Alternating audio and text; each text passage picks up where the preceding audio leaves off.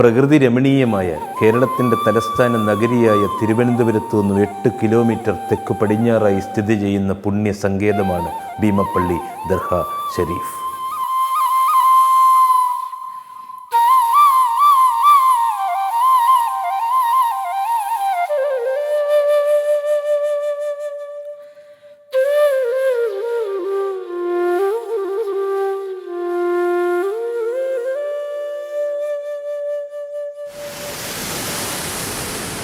അറബിക്കടലിൻ്റെ മടിത്തട്ടിൽ അലമാലകളും സ്തോത്രഗീതങ്ങളും കേട്ട് വലിയ മിനാരങ്ങളോട് നിലകൊള്ളുന്ന ഭീമപ്പള്ളിക്ക് നൂറ്റാണ്ടുകളുടെ ചരിത്രമുണ്ട്. മതസൗഹാർദ്ദത്തിൻ്റെയും മാനവ സമത്വത്തിൻ്റെയും മാഞ്ഞുപോകാത്ത പ്രതീകമായി ഇന്നും അത് നിലകൊള്ളുന്നു. അശരണരുടെയും നിരാലംബരുടെയും അഭയ കേന്ദ്രം കൂടിയാണിവിടം.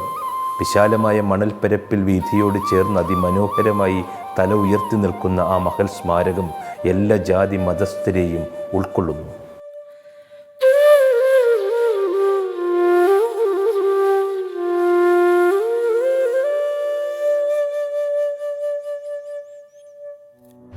ഇൻഡോ അറബ് ശില്പകലയുടെ മനോഹര ധാവല്യവുമായി തലസ്ഥാന നഗരിയിൽ തല ഉയർത്തി നിൽക്കുന്ന ആധ്യാത്മികതയുടെ ഒരു തീർത്ഥാടക കേന്ദ്രമാണ് ഭീമപ്പള്ളി മുസ്ലിം ജമാഅത്ത്. രാജ്യത്തിൻ്റെ അഷ്ടദിക്കുകളിൽ നിന്ന് ജാതി മത ഭേദമന്യേ നിരവധി ആളുകൾ ദൈനംദിനം സന്ദർശനം നടത്തിക്കൊണ്ടിരിക്കുന്ന ഒരു സന്ദർശന കേന്ദ്രമാണ് ഭീമപ്പള്ളി മുസ്ലിം ജമാഅത്ത് എന്ന് പറയുന്ന ഈ പ്രദേശം.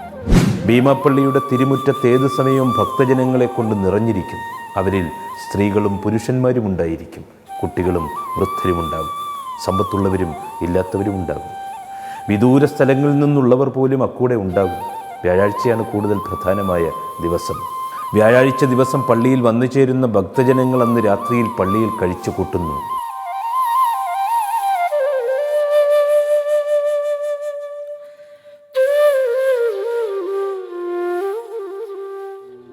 വ്യാഴാഴ്ച വൈകുന്നേരത്തോട് ഒരു വലിയ ജനത്തിരക്ക് എല്ലാ ആഴ്ചകളിലും ഉണ്ടാകും. കേരളത്തിൻ്റെയും കേരളത്തിന് പുറത്തുള്ളതുമായ വിശ്വാസികൾ ഇവിടെ വന്നു പോകുമ്പോൾ അവരെ തൃപ്തിപൂർവ്വം സ്വീകരിക്കുന്ന ഒരു നാടായി ഭീമപ്പള്ളി മാറിയിട്ടുണ്ട്. ഭീമപ്പള്ളിയിലെ നേർച്ചകളിൽ പ്രധാനമാണ് ചന്ദനക്കുട നേർച്ച. വാസനത്തിരികൾ കത്തിച്ചു വെച്ച ചെറിയ മൺപാത്രങ്ങളും അലൂമിനിയം പാത്രങ്ങളും തലയിൽ വെച്ച് പ്രാർത്ഥനാ സങ്കല്പങ്ങളോടെ 7 പ്രാവശ്യം പള്ളിക്ക് പ്രദക്ഷിണം ചെയ്യുന്നു. അതാണ് ചന്ദനക്കുട നേർച്ച. അപാലവൃദ്ധം ജനങ്ങളും ഈ നേർച്ചയിൽ പങ്കെടുക്കുന്നു. ഭീമപ്പള്ളിയിൽ മാസങ്ങളോളം താമസിക്കുന്ന ഭക്തജനങ്ങളുണ്ട്. ഏതെങ്കിലും പ്രത്യേക സങ്കല്പത്തോടെയായിരിക്കും അവരത് ചെയ്യുന്നത്. സതുദ്ദേശത്തോടെ പള്ളിയിലെത്തി പ്രാർത്ഥിക്കുന്നവർക്ക് അത് അനുഭവവേദ്യമാകുന്നു. ഞങ്ങൾ ഭീമപ്പള്ളി ആദ്യമായിട്ട് ജനാധിപത്യ രീതിയിലുള്ള ഇലക്ഷനിലൂടെ വന്ന ഒരു 31 അംഗ ഭരണസമിതിയാണ്.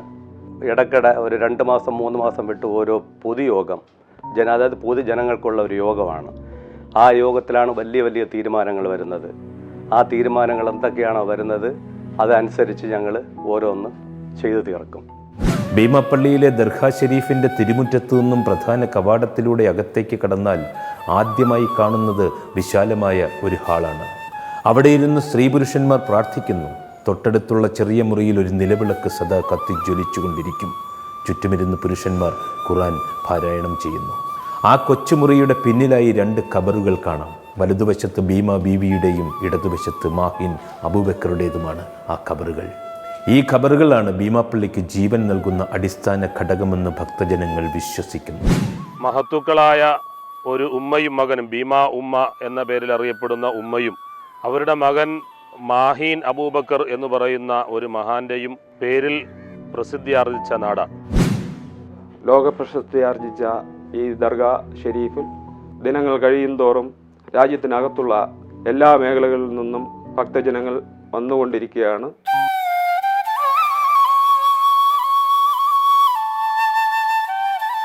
ഏകദേശം 857 കാലഘട്ടത്തിൽ ചരിത്ര പ്രസിദ്ധമായ അറേബ്യയിൽ മുഹമ്മദ് നബി തിരുമേനിയുടെ ഗോത്രമായ ഖുറൈശി വംശത്തിൽ ജനിച്ച മഹദിയാണ് ഭീമ ബീവി. കുട്ടിപ്രായത്തിൽ തന്നെ വളരെയധികം പ്രത്യേകതകൾ അവരിൽ കാണാമായിരുന്നു. തികഞ്ഞ ഈശ്വരവിശ്വാസം, വ്യക്തമായ മതബോധം, എല്ലാത്തിനോടും കരുണയുള്ള സ്വഭാവം. അധികമാരോടും സംസാരിക്കാറില്ലെങ്കിലും സംസാരിക്കുന്നത് മനസ്സിൻ്റെ ഉൾത്തലങ്ങളിലേക്ക് ഇറങ്ങിച്ചെല്ലുന്ന അറിവിൻ്റെയും നന്മയുടെയും മൊഴിമുത്തുകളായിരുന്നു. ആ പ്രദേശത്തോ അടുത്ത പ്രദേശത്തോ അതുപോലെ സൽസ്വഭാവവും അറിവുമുള്ള മറ്റൊരു സ്ത്രീ ഇല്ലായിരുന്നു. ആരെയും ആകർഷിക്കുന്ന അവരുടെ ജീവിതശൈലി തികഞ്ഞ സദാചാര നിഷ്ഠയിൽ അധിഷ്ഠിതമായിരുന്നു. ബാല്യദശ കടന്ന് യൗവനത്തിലേക്ക് കാലൂന്നിയ ഉടനെ ഭീമാ ബീവിയുടെ നിക്കാഹ് ഉറപ്പിച്ചു. അബ്ദുൽ ഗഫാർ ഭീമാ ബീവിയുടെ സൗന്ദര്യമോ സമ്പത്തോ മോഹിച്ചല്ല അവരെ വിവാഹമുറപ്പിച്ചത്, മറിച്ച് അവരിൽ കണ്ടത് സ്വഭാവശുദ്ധിയും അപാരമായ അറിവുമായിരുന്നു. ഭീമാ ബീവിയുടെയും അബ്ദുൽ ഗഫാറിൻ്റെയും ദാമ്പത്യ ജീവിതം തികച്ചും മാതൃകാപരമായിരുന്നു. അവർ പരസ്പരം മനസ്സു തുറന്നു സ്നേഹിച്ചു, പരസ്പരം നന്മയ്ക്കു വേണ്ടി അനുസരിച്ചു. ഏത് കാര്യത്തെക്കുറിച്ചും പരസ്പരം കൂടിയാലോചിച്ചു. അല്ലാഹുവിൻ്റെ ഇച്ഛയ്ക്കും ആജ്ഞയ്ക്കും അനുസൃതമായി മാത്രം അവർ ജീവിച്ചു പോന്നു. അതുകൊണ്ട് തന്നെ ദൈവസ്നേഹം കാരുണ്യപ്രവാഹമായി അവരിലേക്ക് ഒഴുകിയെത്തി. ജനങ്ങൾ അവരിലേക്ക് ആകർഷിക്കപ്പെട്ടു. വളരെ നിർണായകമായ ജീവിതഘട്ടങ്ങളിൽ പരിഹാരം തേടുവാൻ അവർ ആശ്രയിച്ചത് ഭീമാ ബീവിയെയാണ്. മാറാരോഗങ്ങളും തീരാവ്യാധികളുമായി അവരെ സമീപിക്കുന്നവർക്ക് വേണ്ടി അവർ പ്രത്യേകം പ്രാർത്ഥിക്കുമ്പോൾ അവരുടെ വ്യാധികൾ മാറി. വിഷമിച്ച് സ്വയബുദ്ധി പോലും നഷ്ടപ്പെട്ട് തങ്ങളുടെ കുടുംബത്തിൻ്റെ ആശ്രയത്തിലായി ഇവിടെ എത്തുന്ന എത്രയോ രോഗികൾ സമാധാനത്തോടെ ഇവിടെ നിന്ന് പോകുന്ന ഒരു നല്ലൊരു കാഴ്ച ഇവിടെ എപ്പോഴും കാണാൻ കഴിയുകയാണ്. ഇത് ലഭിക്കുന്നത് മുസ്ലിങ്ങൾക്ക് മാത്രമല്ല, ഇവിടുത്തെ എല്ലാ മനുഷ്യർക്കും അത് ലഭിച്ചുകൊണ്ടിരിക്കുകയാണ്. നിത്യേന നൂറുകണക്കിന് രോഗികൾ ബീവിയെ കണ്ട് പരിഹാരമുണ്ടാക്കുവാൻ ശ്രമിക്കുന്ന ഒരു നില വന്നു ചേർന്നു. എന്നാൽ ആരോടും അവർ ഒരു പ്രതിഫലവും വാങ്ങിയില്ല. കാര്യസാധ്യത്തിനായി തങ്ങളെ സമീപിക്കുന്ന ആശ്രിതരെ നന്മയുടെ മാർഗത്തിലേക്ക് തിരിച്ചുവിടുവാൻ പാകത്തിലുള്ള പ്രബോധനങ്ങൾ അവർ നൽകുകയും മനുഷ്യരെ നല്ല വഴിയിലൂടെ സഞ്ചരിപ്പിക്കുകയും ചെയ്തു. കുറ്റവൃത്തികളിലും അസാൻമാർഗിക ജീവിത രീതിയിലും നീങ്ങിയിരുന്ന പലരും സന്മാർഗത്തിലേക്ക് തിരിച്ചെത്തുവാൻ ഇവരുടെ പ്രബോധനം ഇടവരുത്തി. വർഷങ്ങൾ നീങ്ങി അവർക്കൊരു പുത്രനുണ്ടായി. ആ കുഞ്ഞിന് മാഹീൻ അബൂബക്കർ എന്ന് നാമകരണം ചെയ്തു. ആവോളം സ്നേഹവാത്സല്യങ്ങൾ നൽകി അവർ ആ ഓമനപുത്രനെ വളർത്തി. അമിതമായ ലാളന നൽകിയെങ്കിലും ആ മാതാപിതാക്കൾക്കൊരു സങ്കല്പമുണ്ടായിരുന്നു. തങ്ങളുടെ കുട്ടി വീടിനും നാടിനും ഉതകുന്നവനായിരിക്കണം. ആ നിലയിൽ അവൻ വളർന്നു വരണം. ആഗ്രഹത്തോടെ അവർ പ്രാർത്ഥിച്ചു. ആ നിലയിലുള്ള കഥകളും ഉപദേശങ്ങളും പ്രായോഗികമായ പരിശീലനങ്ങളും എല്ലാം അവർ തങ്ങളുടെ പുത്രന് നൽകി വന്നു. നല്ലവരായ മാതാപിതാക്കളുടെ പ്രാർത്ഥന ദൈവം കൈക്കൊണ്ടു. ശൈശവ ദശ പിന്നിട്ട് ബാല്യഘട്ടത്തിലൂടെ കടന്നുപോയിക്കൊണ്ടിരുന്ന മാഹീൻ അബൂബക്കർ അതുല്യമായ ബുദ്ധിവൈഭവവും അനാദൃശ്യമായ ദിഷണാശക്തിയും പ്രകടിപ്പിച്ചു. പഠിച്ച വിഷയങ്ങളിലെല്ലാം അവൻ പ്രാഗൽഭ്യം നേടി. ഈശ്വരൻ്റെ ഇച്ഛയ്ക്കനുസരിച്ചുള്ളൊരു ജീവിതം മാത്രമായി മാഹിൻ്റെ ജീവിതം പരിണമിച്ചു. അവൻ മാതാപിതാക്കളുടെയും നാട്ടുകാരുടെയും ഗുരുജനങ്ങളുടെയും എല്ലാം സ്നേഹഭാജനമായി തീർന്നു. മാഹീൻ അബൂബക്കറിൻ്റെ ബാല്യദശ പിന്നിടുന്നതിന് മുമ്പ് പിതാവ് അബ്ദുൽ ഗഫാർ ഇഹലോകവാസം വെടിഞ്ഞു. ഭീമാ ബീവി യൗവനത്തിൽ തന്നെ വിധവയായി തീർന്നു. ഉമ്മയുടെയും മകൻ്റെയും ജീവിതത്തിൽ അതൊരു തീരെ ദുഃഖമായി മാറി. സാധാരണക്കാരെ പോലെയല്ല ഈ വിഷയത്തെ ഭീമാ ബീവി നോക്കിക്കണ്ടത്. ഇത്ര ചെറുപ്പത്തിലെ താൻ വിധവയാകണമെന്നുള്ളതും തൻ്റെ കുഞ്ഞ് അച്ഛനില്ലാതെ വളരണമെന്നുള്ളതും ഒരുപക്ഷെ അല്ലാഹുവിൻ്റെ നിശ്ചയമായിരിക്കാം. ആ നിശ്ചയത്തിൽ അതീവ ദുഃഖത്തോടെ നിലവിളിച്ച് ജീവിക്കുന്നത് അല്ലാഹുവിനെ നിരസിക്കുന്നതിന് തുല്യമാണ്. അല്ലാഹു നൽകുന്നത് ഈ വിധമൊരു വിധിയാണെങ്കിൽ അതിനെ ഞങ്ങൾ ആദരപൂർവ്വം സ്വീകരിക്കും. ഈ ദൃഢനിശ്ചയത്തോടെ ആ അമ്മ ജീവിതം തുടർന്നു. സ്നേഹനിധിയായ തൻ്റെ പിതാവിൻ്റെ അകാല നിര്യാണത്തിൽ മാഹിൻ അബൂബക്കറിൻ്റെ കുരുന്ന് ഹൃദയം വല്ലാതെ നീറിപ്പിടയും. അപ്പോഴെല്ലാം അതിനെ വിശ്വാസത്തോടെ ചേർത്ത് പിടിച്ചുകൊണ്ട് ഉമ്മ ആശ്വസിപ്പിക്കും. കുറച്ചു കാലം ആ വിധത്തിലുള്ള ഉപദേശങ്ങൾ ലഭിച്ചു കഴിഞ്ഞപ്പോൾ പുത്രൻ്റെ മനസ്സും കരുത്തുറ്റതായി മാറി. ആതുര ശുശ്രൂഷയും രോഗചികിത്സയും മതബോധന പ്രവർത്തനവുമായി ഭീമാ ബീവി വീണ്ടും സേവന രംഗത്തിറങ്ങി. മാഹിൻ അബൂബക്കർ തൻ്റെ പഠനവും പരിശീലനവും തുടർന്നു. കാലം വീണ്ടും കടന്നുപോയി. മാഹിൻ അബൂബക്കർ ബാല്യം പിന്നിട്ട് യൗവനത്തിലേക്ക് കടന്നു. ആകാരസൗഷ്ടവും ആകർഷകമായ വ്യക്തിത്വവുമുള്ള ഒരു യുവാവായി അദ്ദേഹം മാറി. സത്യസന്ധത, വിശ്വസ്തത, ദയ, ക്ഷമ, ധൈര്യം തുടങ്ങിയ ഉത്കൃഷ്ടമായ സ്വഭാവ ഗുണങ്ങളെല്ലാം അദ്ദേഹത്തിൽ നിറഞ്ഞു നിന്നു. തൻ്റെ മാതാവിനെപ്പോലെ മൺമറഞ്ഞുപോയ പിതാവിനെപ്പോലെ മാഹിൻ അബൂബക്കറും ജനസേവനത്തിനിറങ്ങി. ആതുര ശുശ്രൂഷയും മതബോധനവും തുടങ്ങി. മാതാവും പുത്രനും ചേർന്ന് നടത്തിക്കൊണ്ടിരുന്ന ഈ പ്രവർത്തനം ആശാവഹമായ ഫലങ്ങൾ ഉളവാക്കി.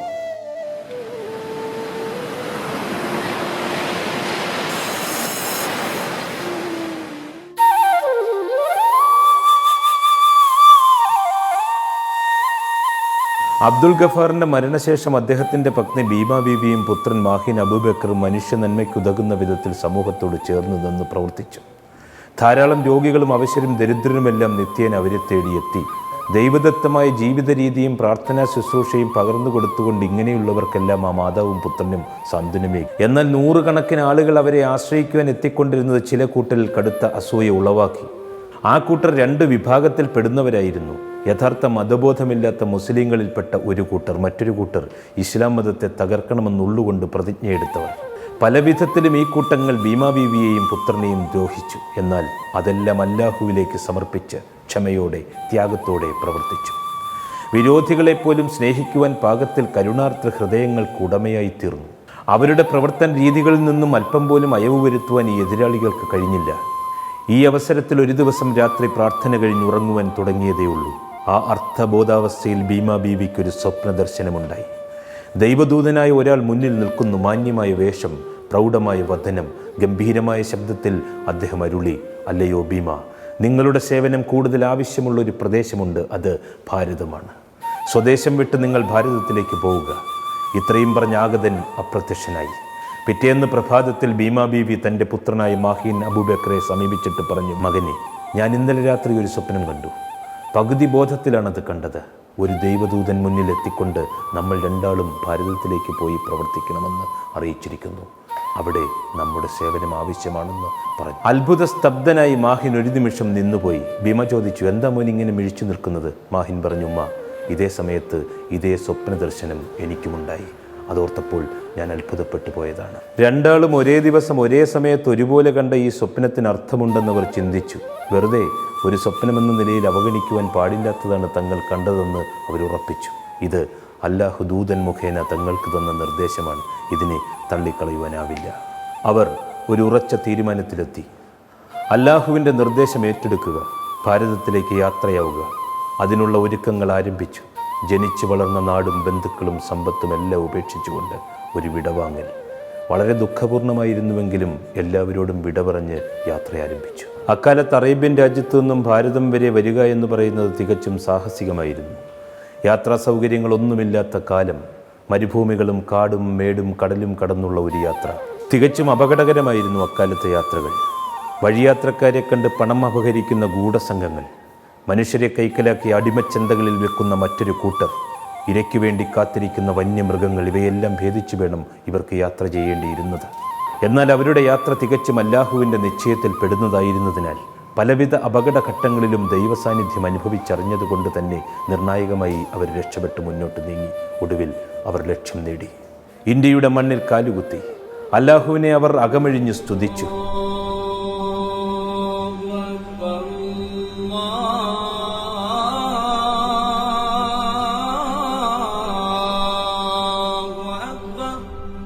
ഇന്ത്യയിലെത്തിയതും അവർ പ്രവർത്തന നിരതരായി. വിശ്രമിക്കുവാൻ അവർക്ക് സമയമുണ്ടായിരുന്നില്ല. ഭാരതത്തിൻ്റെ പല ഭാഗങ്ങളിലായി അവർ ചുറ്റി സഞ്ചരിച്ചു. ആതുര ശുശ്രൂഷയും പ്രാർത്ഥനയുമെല്ലാം നടത്തി.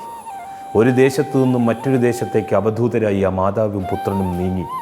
ദൈവത്തിനു വേണ്ടി അവിടുത്തെ ഇച്ഛ നടപ്പാക്കാൻ വേണ്ടി മാത്രം ജീവിക്കുന്ന രണ്ട് ദൈവദൂതന്മാരെ പോലെ അവർ സഞ്ചരിച്ചു കൊണ്ടേയിരുന്നു. ഭാരതം അക്കാലത്ത് പൈശാചികമായ അനേകം ആരാധനാ സമ്പ്രദായങ്ങളുടെ കൂടെയായിരുന്നു. മനുഷ്യരെ കുരുതി കൊടുത്തുകൊണ്ടുള്ള രക്താഭിഷേകം നടത്തിയാലേ ഇഷ്ടദേവത സംപ്രീതയാകൂ എന്ന് വിശ്വസിക്കുന്ന അനേകം കൂട്ടർ അവിടവിടങ്ങളിലായി പ്രാർത്ഥിരുന്നു. അവരുടെ മധ്യത്തിലേക്ക് ഈ അമ്മയും മകനും കടന്നു ചെന്ന് പ്രവർത്തിച്ചതും മരണത്തിൽ നിന്നും രക്ഷപ്പെട്ടതുമെല്ലാം അത്ഭുതങ്ങളായി ചിന്തിക്കുവാൻ കഴിയൂ. എന്നാൽ ഈ പ്രവർത്തനങ്ങൾക്ക് വളരെയധികം ഫലങ്ങൾ ഓരോ പ്രദേശത്തു നിന്നും ഉണ്ടാക്കിയെടുക്കുവാൻ സാധിച്ചു. ഭാരതത്തിൽ പലയിടത്തും സഞ്ചരിച്ച മാതാവും പുത്രനും ഉത്തര കേരളത്തിൽ മാഹി എന്ന സ്ഥലത്ത് വന്നു ചേർന്നു. അവിടെ നിന്ന് വീണ്ടും അവർ യാത്ര തിരിച്ച് തിരുവനന്തപുരം ജില്ലയിലെ തിരുവല്ലം എന്ന് പറയുന്ന പ്രദേശത്ത് എത്തിച്ചേർന്നു. ആ തിരുവല്ലം എന്ന് പറയുന്ന പ്രദേശത്ത് നിന്നാണ് ഭീമാപ്പള്ളിയിലേക്ക് അവരുടെ ആഗമനമുണ്ടായത്.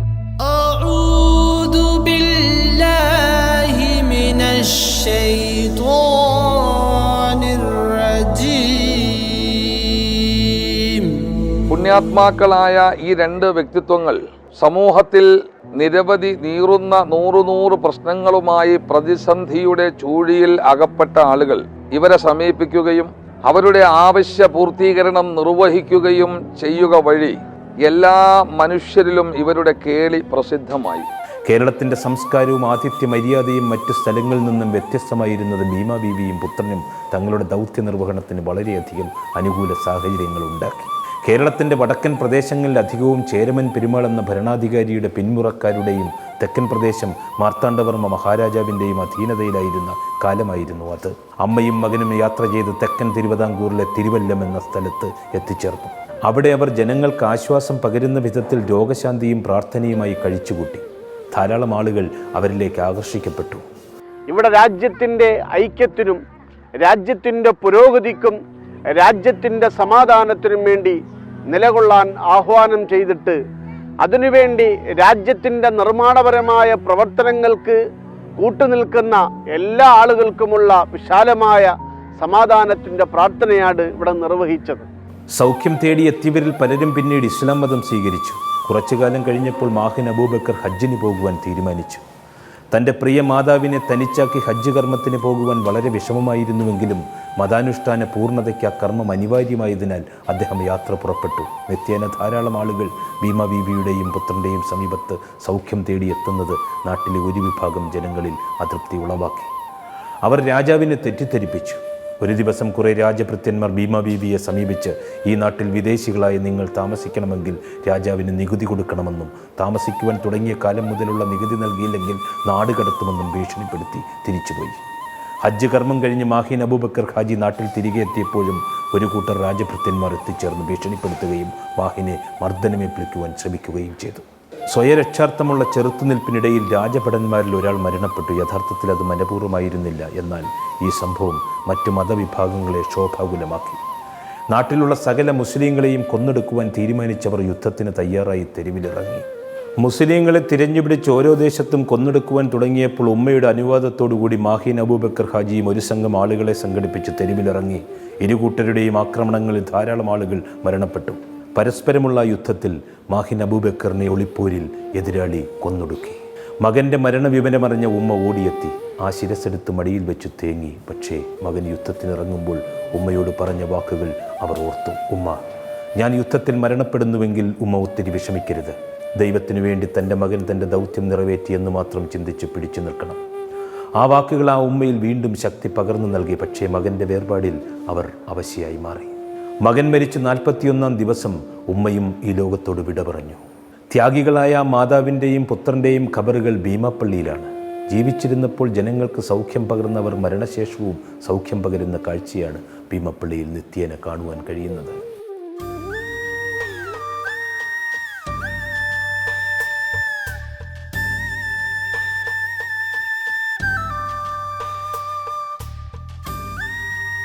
നാനാജാതി മതസ്ഥര കബറിടങ്ങൾ തേടി വരുന്നു, പ്രാർത്ഥിക്കാൻ, രോഗസൗഖ്യം നേടുവാൻ, ശാന്തിയും സമാധാനവും അനുഭവിക്കുവാൻ. ഭീമാപള്ളി മുസ്ലിം ജമാഅത്തിൻ്റെ ഓരോ വർഷവും നടക്കുന്ന മഹത്തായ ഉറൂസ് സമ്മേളനമാണ് ഇപ്പോൾ നടന്നുകൊണ്ടിരിക്കുന്നത്. സന്തോഷം നിറയുന്ന രാവാണ്, സർവർക്കും ആഘോഷനാളാണ്. ഭീമാപ്പള്ളിയിൽ ഇന്ന് പൊന്നുശസ് സുദിനത്തിൽ മർഹബ പാടും നാള്. മതസൗഹാർദ്ദത്തിൻ്റെ തികഞ്ഞ പ്രതീകമായി അറബിക്കടലിൻ്റെ തീരത്ത് ആ മനോഹര ദേവാലയം ദൈവസ്നേഹത്തിൻ്റെ തണൽ പരത്തി ഏവർക്കും വേണ്ടി നിലകൊള്ളും.